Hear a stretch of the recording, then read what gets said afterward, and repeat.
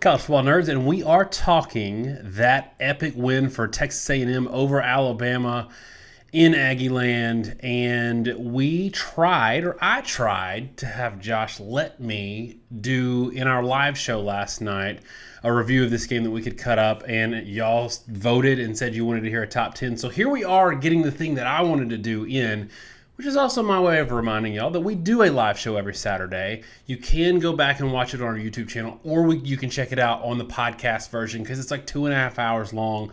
We started at halftime last night of the Alabama A&M game, went all the way through, talked after it was over.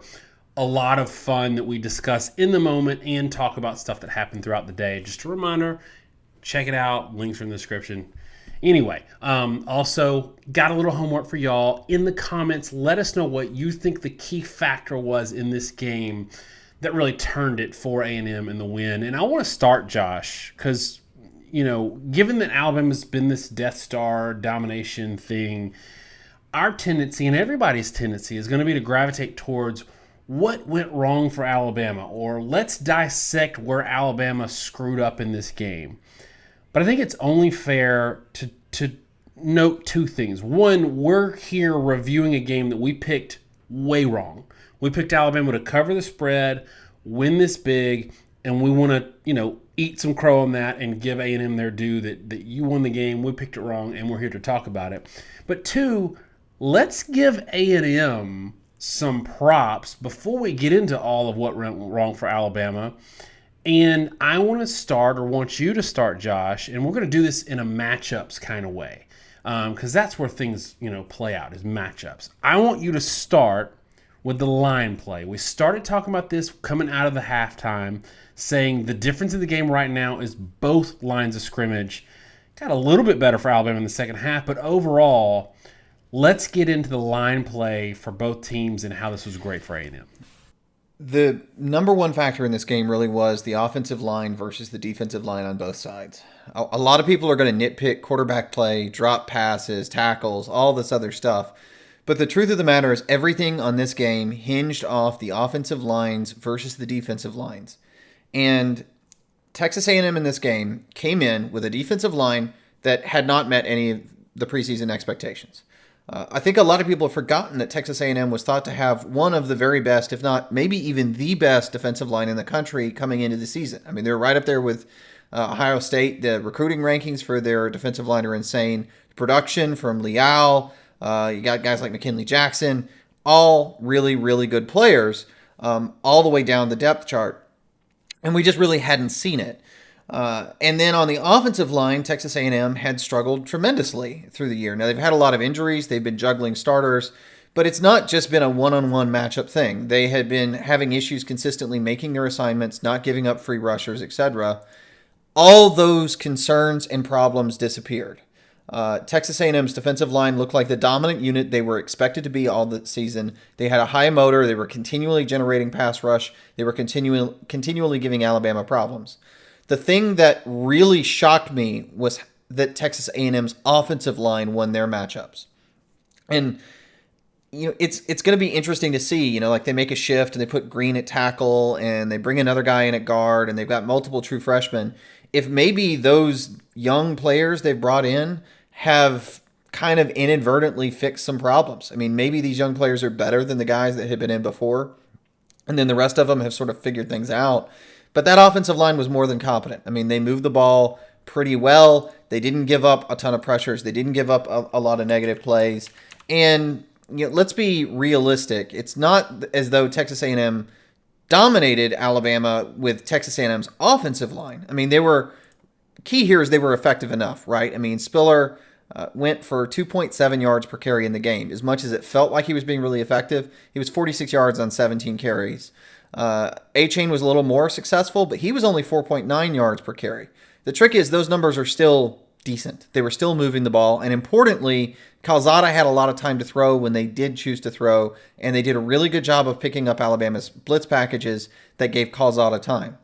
Now, I think the other side, if we're talking about the positive for Texas A&M, do you mind if I talk about a little bit the negative for Alabama? No, go right ahead.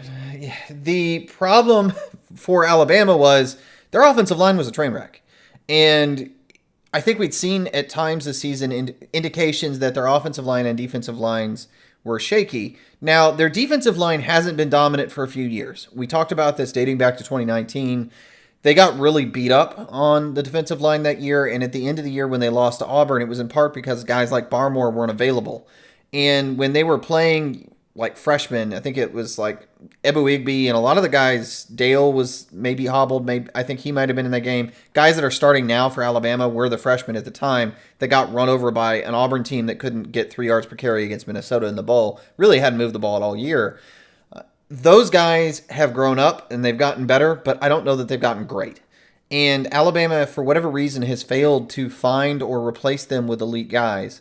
It's really obvious now Christian Barmore was the one dominant player on the defensive line rotation from last year. I know Tim Smith made a couple plays, but when you watch them, even their guys like Smith, who occasionally gets disruption, I've seen Young get disruption, they also get single blocked and blown out of the play on a lot of run plays. And the problem with their defensive line is if you don't see them making a play, there's a very good chance they're on skates. And even the guys you see that make plays for them, those guys are the worst offenders about not being in their gap and about getting blown out. And so when you don't notice them, they're probably playing really poorly. And there's a lot of blame on Alabama's inside linebackers, and they're not playing well. And you'll probably have your own thoughts on that. But I want people to understand how badly their defensive line got beaten and abused at times by A&M's front. And when that happens, the O-linemen get to the second level, and a 230-pound linebacker is never going to play worth a flip if he's actually blocked one-on-one by a 310-pound guard. It does not happen. They are not supposed to have those players in their face. And I wonder how much you can blame the scheme, having 2 outside linebackers, one of which was a true freshman due to a starter and a backup being out hurt. But Alabama's defensive line really struggled, and their O-line, which is a new unit, Evan Neal is the key centerpiece at left tackle. Clearly doesn't have a high-end right tackle. I don't think they have one on the roster. They don't have a Jonah Williams stepping up. And the rest of the guys, particularly number 70, the left guard, struggled. It's a really bad case of poor play, poor execution, and not a whole lot of experienced talent they can rely on both units for Alabama. And I think some of that, Alabama fans are going to maximize all the things that their offensive line or defensive line did wrong. But I'm going to turn around and say, well, you scored 31 offensive points. Let's not count the 7 on either side for special teams. You scored 31 offensive points. You had a couple of drives where you could have scored even more. So their offensive line did get wins. What was surprising to me, and this is where I'll give Elko a lot of credit, I think they saw something on tape. We remember the 2 really where Owens got beaten really bad on the outside. We remember those 2 plays, but we don't remember that what I think was giving them more trouble was what I think Elko saw on tape, overloading and running up just straight up the middle, and that's where we got a lot of the free rush. We saw a lot of the free rush situation, and that's credit to their being able, A&M's being able to scheme ahead of time something that maybe they saw on film and leaning into it until Alabama stopped it. Now, they stopped it in the second half, but it took them 2.5 quarters to really adjust to it, and by that point, they were digging themselves out of too much of a hole. Same thing on the defensive side of the ball. Alabama adjusted eventually, but it was too late. I mean, they did a good job in the second half defensively, if you think about it, but it was too little too late, and that to me is a credit on one side to the A&M coaching staff and a concern on the other for the Alabama coaching staff. And, I want to get into quarterback play in a minute, Josh. I think that is something that, you've got some concerns with Bryce Young and some accolades for Calzada. But before we get into that, I've got this thing that I've been saying now for a little bit this year, and this is why I moved Alabama after the Florida game down to number 2. I've got some concerns when I see a Kentucky be able to stonewall Florida, when I see, an Arkansas be able to stonewall Texas A&M. At what point do Alabama fans who want to fire Pete Golding have sort of an argument because they're saying we're 5-star city on the defensive side of the ball, and we're struggling way more than an Arkansas or a Kentucky who consistently can do good things against defenses that we struggle with? At what point is there an indictment or concern for this Alabama coaching staff? I think the concern for the Alabama coaching staff is that you've gotten a tremendous amount of talent to work with, and you're not managing to produce with it. I mean, Alabama's defense is senior laden. There's really no excuse for them not to be an really reactive, high tackling, high caliber defense. And I don't think there's any explanation for it other than the turnover they've had at the defensive coordinator position and lack of development. It's funny because if I got curious about this and looked at it before we did the preview, because we talked at length about A&M and our live show and that game and what happened, and I was trying to figure out where did they kind of go off the rails. And I've heard a lot of Alabama fans talk about Jeremy Pruitt, who went to Tennessee, and they saw him as the salvation because he had Reggie Ragland, Reuben Foster, great linebacking cores. But when I went back and looked at it and who recruited whom, Jeremy Pruitt's linebacker recruits were Adonis Thomas, who I believe ended up at Florida State, Josh McMillan, who never started and then got hurt his senior year when he was going to have to play, Ben Davis, who transferred to Texas and never played for Alabama, Mac Wilson, who never really played but never really reached his potential and went pro early, Dylan Moses, who looked like he was going to be the good player of the group, but never panned out, like hadn't fully panned out, became draft eligible, tore up his knee, missed a year. When he came back, he wasn't the same. I don't know what he would have been. And then Vandarius Cowan, who was, I think, kicked off the team. Markel Benton, who I know he was the guy in that LSU game that was really terrible. We never saw him again. All the linebackers Jeremy Pruitt recruited for Alabama were bad, pretty much. Or a couple of them were able to contribute. Most of them were completely non-contributors. And I think they created this hole for themselves. And they had a transition where they had Tosh Lapoy, who I don't think did a very good job in recruiting or development in his 1 year as a defensive coordinator. And all of a sudden now you have Pete Golding, who had to start 2 true freshmen at inside linebacker. I don't think they've done a good job developing the guys they had under Golding, but I also have to recognize the fact that their talent level when he inherited that team was just so much lower than it should have been, and it's made it really difficult to evaluate him. I think they filled needs. I mean, when you look at the depth chart, and I started looking at guys like Lawson and Kennedy, and there's Blackshire. There are these guys in the recruiting roster for the past few years that are highly rated talents. Haven't seen them play, don't know how good they are, but there's promise there for them to fix their problems. But I think Golding has been a really good coordinator in theory. I think schematically, he's really good in theory. His recruiting has patched holes where Pruitt took a lot of project guys that had problems, didn't pan out. A lot of the 5 stars, Ben Davis was a total bust.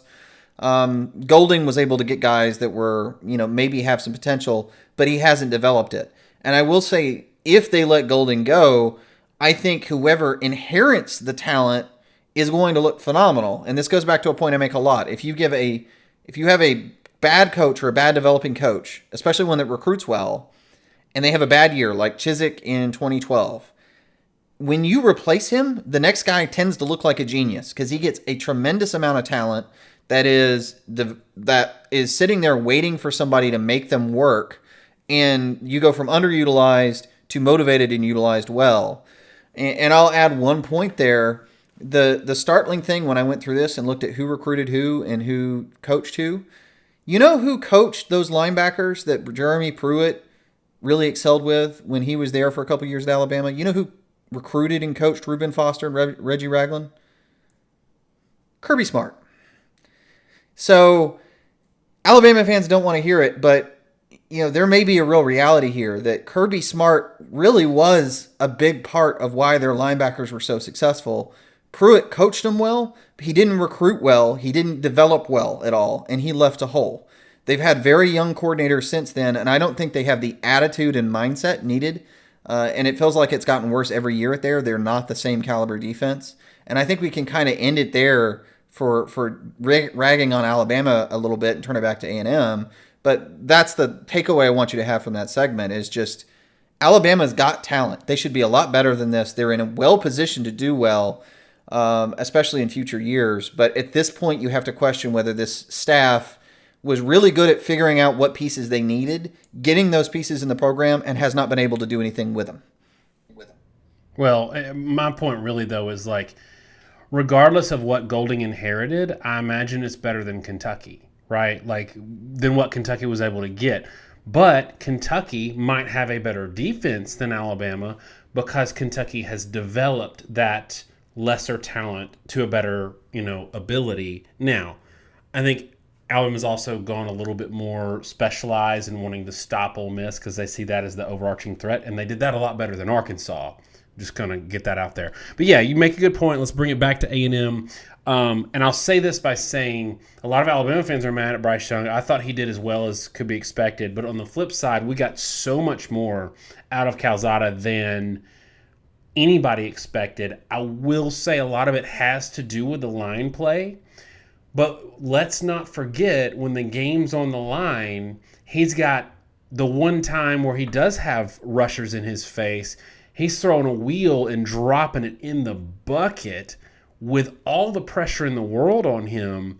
That was all Calzada. That was not, offensive line or Alabama not getting home. Alabama got home. Calzada read the hot read, drops it in good coverage. So not only did Alabama get home, they also covered well, and he still dropped a dime on him. And he had a couple of plays like that where he really reacted quickly.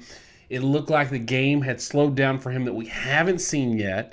So, Josh, noting all of this, are we to take away a lot of optimism for A&M going forward? Or is it that Alabama is a lot worse than we all thought, and we still need to be scared if we're expecting or hoping A&M to put together a really good season this year? Going into the season, Texas A&M, and I'm looking at Athlon's rankings right now, supposed to be third in the SEC in running back, supposed to be third in the SEC at the offensive line, third in the SEC in the D line, third in the SEC at defensive back. This was a team that was picked almost across the board as a top 10 team. The two question marks were quarterback and linebacker. To this part of the year, the offensive line had been a serious weakness. Now, again, we've already covered the injury situation. But there was every reason to believe that Texas A&M can be a very high-end unit, particularly the defensive line, particularly as they get healthier on defense and if they get any healthier on the offensive line. I do wonder how much A&M may improve if Calzada starts to play well. Even in that Arkansas game where they, looked like they were getting blown out early, and it only ended 20-10, right? And we've talked about that a lot. KJ Jefferson, quote, unquote, went off, but he had 14 yards per attempt only on 15 attempts. Traylon Smith was 4.8 yards a carry in that game. Wasn't really crazy. And I think outside a handful of blown plays, A&M really contained Arkansas defensively. The problem was that Calzada threw 150 yards on 36 attempts, 4.2 yards per attempt. Ice Spiller went for 8 yards a carry. A-Chain went for 4.8 yards a carry. And if Calzada had gone for 8 to 9 yards an attempt, I don't think there's any doubt in my mind A&M can score more than 20 points in that game. So I do think there's a real question here. If the quarterback play is improved, if the defensive line is playing up to its standard, if they're actually generating a pass rush, if they're actually being a productive unit, I think the sky is the limit almost for Texas A&M. And I know a lot of people are saying, well, they may finish like 9-3 now. They're probably going to be ranked. I don't think 10-2 is off the table. I don't think an 11-win season is off the table for them. They may well run the table with Missouri, South Carolina, Auburn, Prairie View, LSU. Those are all very winnable games. It feels like only the Ole Miss game is in question, and I think this defensive line can give Ole Miss some serious fits. So I think, the future is really bright for Texas A&M, and if they've gotten a lot of their, sort of woes under control, and, they get guys like McKinley Jackson back as a viable part of the roster. He's had his issues. O'Neal and a lot of the guys that have been on or off, at least in my view, in terms of their productivity, are now being the productivity that we were hoping they might be. O'Neal is being the player that you hoped he could possibly be. Leal is the player that you hoped he might be coming into the year. They could be a really dangerous, really effective team. And as much as I do think Alabama hasn't played well, I think you also have to recognize that A&M is a high-level team capable of high-level play and has a bright future ahead of them. And the thing that I don't want to do is overreact and give A&M too much credit if Alabama is this flawed team that we maybe think they are. Because we do tend to overreact to people playing Alabama well or beating Alabama because it happens so rarely. And now I'm not saying that A&M can't run the table. They certainly can, especially given how flawed Ole Miss is defensively. But I do want to caution that a lot of times we see a backup quarterback or a quarterback come in with nothing to lose and throw fireballs against Alabama because they feel like they've already lost. Everybody plays a little bit above their head. There's a lot of tape on what they did successfully, and then the next team they play kind of cleans it up against them, and they beat them. And a remaining schedule, back half of a schedule that includes a bunch of named programs who recruit really well but aren't playing up to their standard doesn't mean that they can't stub their toe. I think A&M probably loses one more game this year, which would give them a 10-win season because I think they would be underranked going into their bowl game. So that would be my guess if I were projecting out. And that is way better, Josh, than we were thinking coming out of the Mississippi State game. And almost all of it has to do with the offensive line and the quarterback play. Would you say that we're, all of this is like almost a 180 based on what we were looking at coming out of the Mississippi State game? It is, and I alluded to it, and let's be real, okay? And you can probably hear me clicking. Texas A&M's passing stats were hamstringing them to an incredible degree. Colorado, 4.8 yards per attempt. Arkansas, 4.2 yards per attempt. Mississippi State, 6.8 yards per attempt. Alabama, 9.2 yards per attempt, 3 touchdowns. Calzada did not have 3 touchdowns in the season outside of the New Mexico game against a horribly overmatched opponent.